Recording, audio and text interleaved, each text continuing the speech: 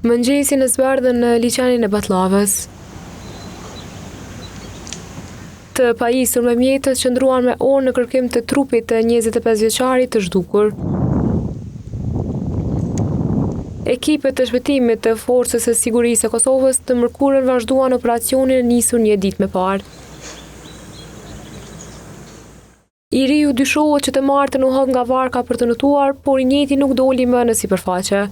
Pas rreth 24 orësh kërkim, trupi 25 vjeçarit u lokalizua. Me të ardhur në breg trupi i viktimës, të pari që i lejua ta shoh ishte babai i tij. Të pakt nuk ishin as familjarë të tjerë të cilët u panë në vendngjarje. Detaje rreth rastit dhanë nga policia e Kosovës.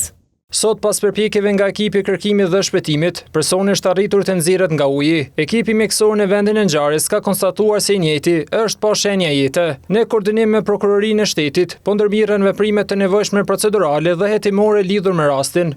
Ndërsa nga FSK u bë ditur se trupi i Pajeti është dorëzuar mjekësisë ligjore për obduksion.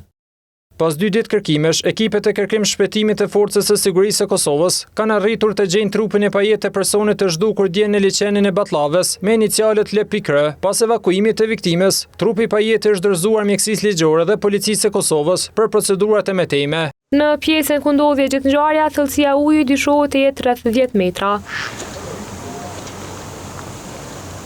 Pas konfirmimit të vdekjes të 25 vjeçarit, kryetari i komunës së Podujevës, Shpëtim Bulliqi u shprehu ngushëllime familjarëve.